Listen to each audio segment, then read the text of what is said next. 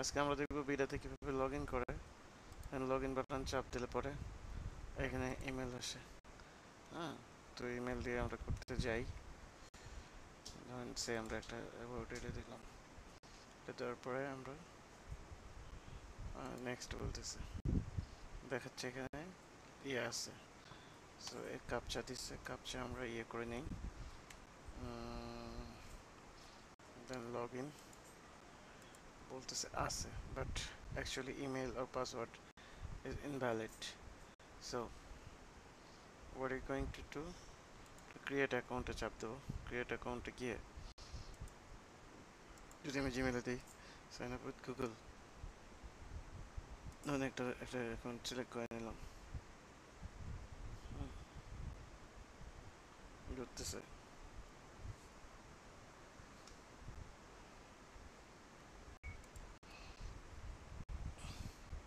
এখানে ঘুরতেছে। এখানে আমরা আমাদের মোবাইল নাম্বার দিলাম, যেহেতু জিরো দেওয়াই আছে,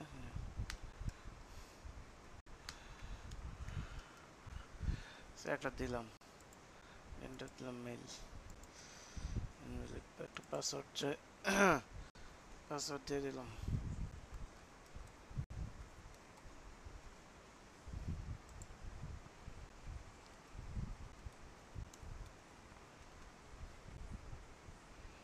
সাইন আপ করলাম, সাইন আপে কি আসছে, সরি আগে বললো যে আমি এলিজিবল, এখন বলতেছে ইউ আর অলরেডি রেজিস্টার্ড।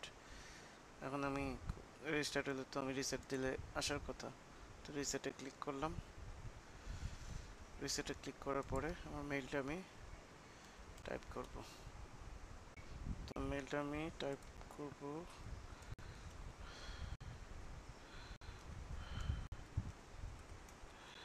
যে মেইলটা আগে দিছি ওই মেইলটাই। সো যেহেতু পাসওয়ার্ড হওয়ার কথা, যাওয়ার কথা, বাট এখন বলতেছে, এখানে বলতেছে নো অ্যাকাউন্ট এক্সিস্ট। সো এটা কি ধরনের চেক? কোনো ধরনের চেকিংই নাই এখানে। হ্যাঁ, এখন যদি আমি ক্রিয়েট অ্যাকাউন্ট দিই তাহলেও আসতেছে না, সাইন ইন করতে গেলে তাও আসতেছে না। তা আসলে আমরা এটা করবো কীভাবে?